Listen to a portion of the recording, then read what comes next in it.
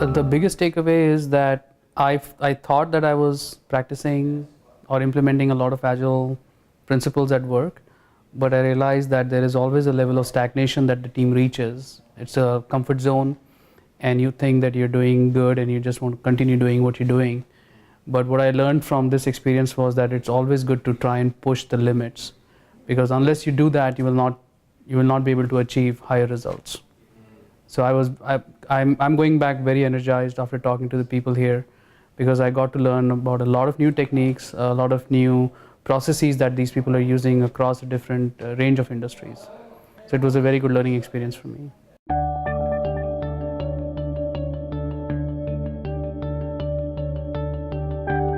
Yes, I'm a big proponent of continuous integration, and I'm right now playing the role of Scrum Master and Scrum Coach. I'm Scrum Master for one team, and then we have a Scrum of Scrums model where we have 4 Scrum teams, and I'm the Scrum Coach and Scrum Master for the Scrum of Scrums. So in our organization, in our journey along the Agile path, we have made incremental improvements over the last 2 years, but one thing that I learned in this conference was there is still a long way to go. So we should not just rest on our laurels and say, okay, we found something that kind of works for us. We should continue making improvements. But the other thing that I do realize, and I'm very careful about, is that the improvements have to be coming from the team. It's not desirable when a stakeholder or a senior executive comes and says, okay, you guys need to do this. The team will not necessarily adapt those changes as well as when they find, I think if we do this, we might be able to see better results. So that's where the Scrum Coach and Scrum Master comes in and helps the team realize the avenues of improvement rather than having them enforced from upper management.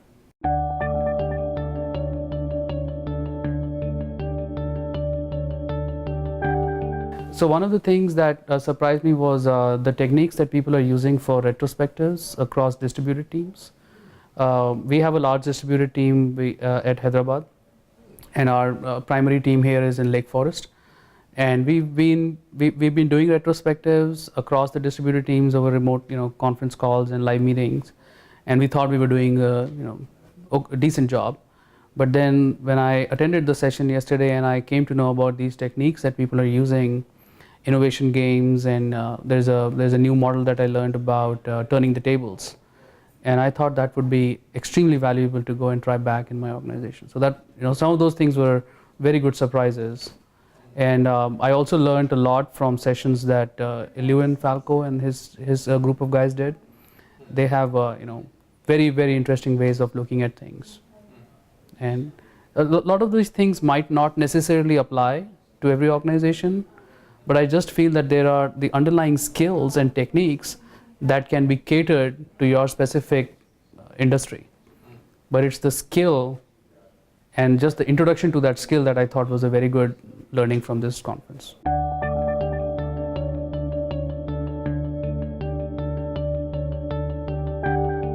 So the biggest thing, the biggest differentiator between Agile Open and any other conference that I've attended so far is that you as a participant get to set the agenda. The agenda is not defined by the vendor who's sponsoring the event or by the vendor that is providing the t-shirts and the pamphlets and things. So the first day when we came in, we had the open circle, and the participants got to decide the topics that they wanted to talk about. The only flip side is that if you put up a topic, you're also supposed to host it. So you, but I think this is my first experience, and I would say it's a very good learning experience. I would be more than happy to try it again, and I would highly recommend this to my colleagues.